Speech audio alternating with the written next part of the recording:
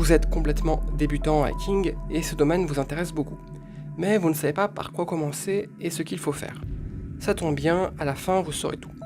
Dans cette vidéo, vous allez apprendre ce que je ferais si je débutais en cybersécurité de zéro, pourquoi 99% des débutants n'arriveront pas à être compétents et comment ne pas commettre leur erreur.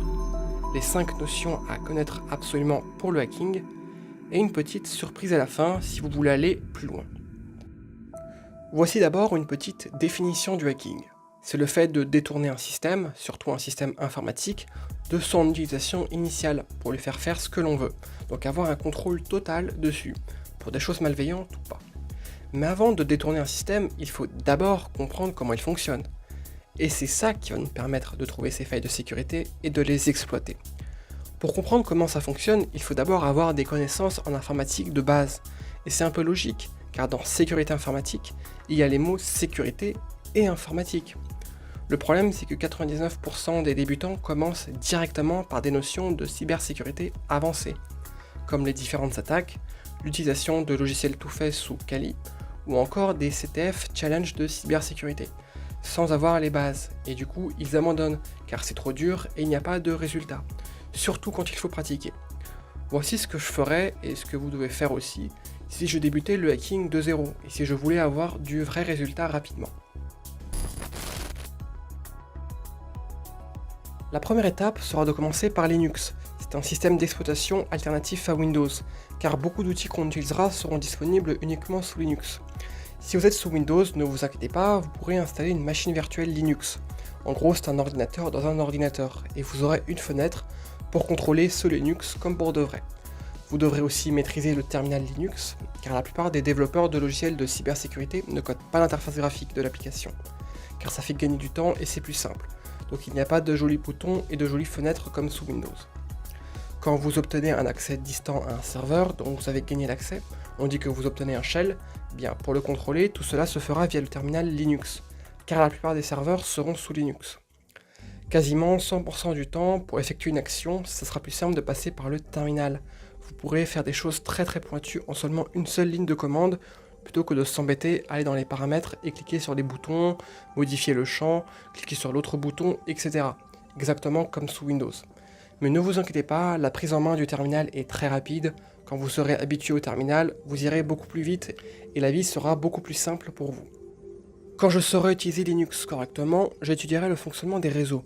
Comment les ordinateurs font-ils pour communiquer entre eux, pour s'envoyer des messages, s'échanger des fichiers, etc.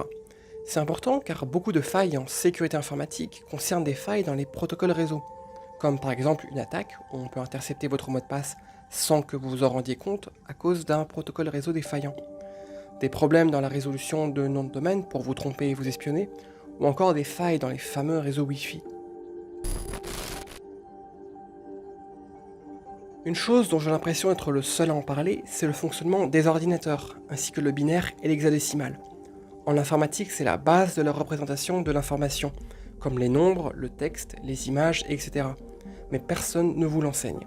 C'est pour ça que vous voyez des lettres de A à F et des chiffres partout en cybersécurité.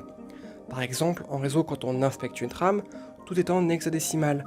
Et si vous avez besoin de faire des modifications très précises, pour par exemple envoyer une trame malveillante et contrôler un serveur, vous ferez directement les modifications en hexadécimal. Il y a également le cracking d'exécutable, où vous avez un .exe, et vous regardez ce qu'il y a dedans, pour comprendre le fonctionnement intrinsèque de ce .exe et de le modifier à votre guise, notamment pour faire sauter la protection, si vous voyez ce que je veux dire.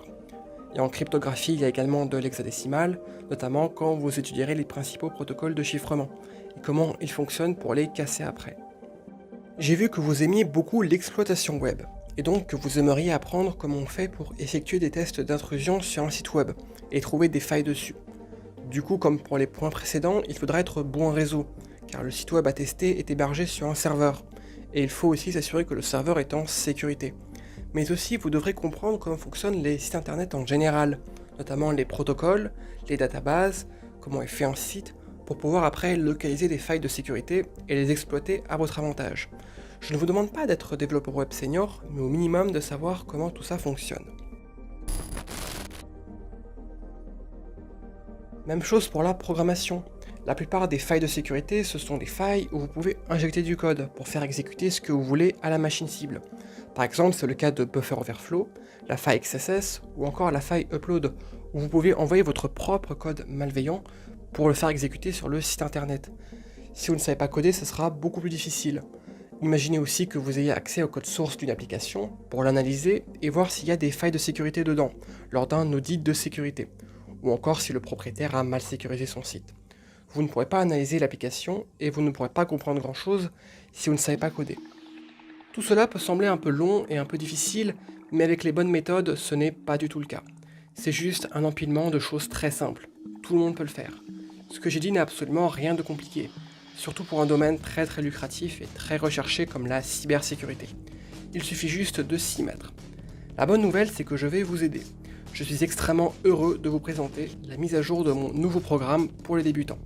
Vous y apprendrez très rapidement toutes les compétences qu'on vient de voir juste avant.